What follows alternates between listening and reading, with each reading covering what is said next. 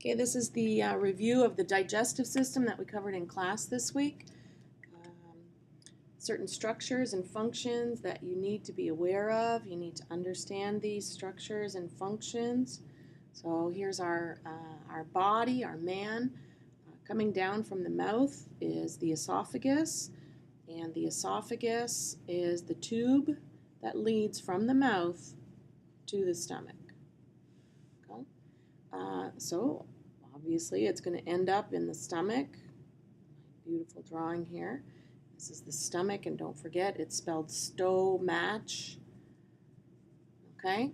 And the stomach, what it does is it churns up the food and mixes it with the digestive juices so that we can break it down, because digestion is just breaking down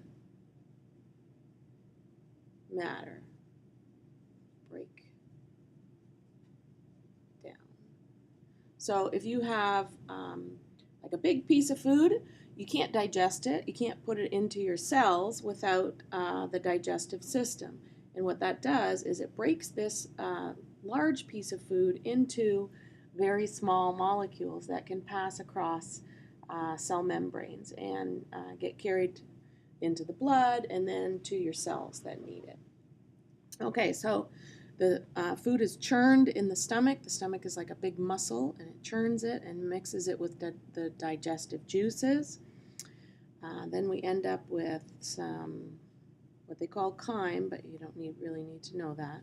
It's just a blob of food which goes through the small intestine. And don't forget, the small intestine is the one that's really long, but it's skinny. I'm just going to draw a little bit of one here.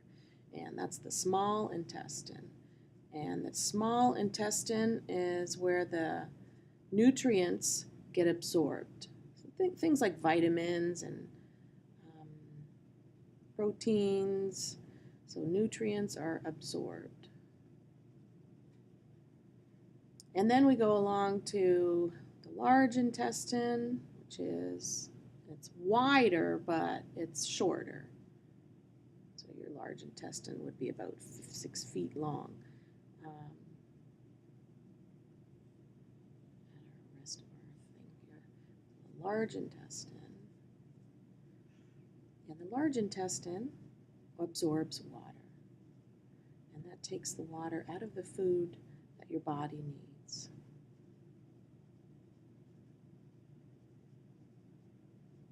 And that is why our poo is solid, because we take the water out of it in the large intestine.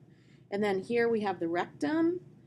And don't forget, that's the poop chute. That's where the poop gets formed in this area. Okay, so you would have like a long poop log. And then we have the anus, which is the hole at the bottom. And that's the one that you relax or contract depending on where you are. If you need to use the restroom, you're on the toilet, then you relax your anus so that the feces or the poo can come out the hole. This is under your control, and all of this is not under your control. It just happens automatically.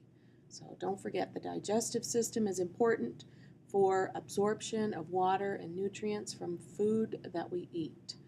And the main players are the esophagus, which is the tube that leads down from the mouth to the stomach. The stomach is what churns the food and mixes it with the digestive juices. And those are things that come from our friends, the pancreas. Okay, I'm just going to draw a little pancreas here. And the pancreas sends chemicals to digest starches. And those are things that come from most plant material. Starches and proteins. And proteins are things that come from animal products, like meat. Those are proteins. And then we also have the liver that helps digest fatty foods. The liver is a big, huge organ. Okay? The liver helps to digest fats. And that is done from a chemical that is sent from the liver, and it's called bile. Okay? So that's the digestive system review.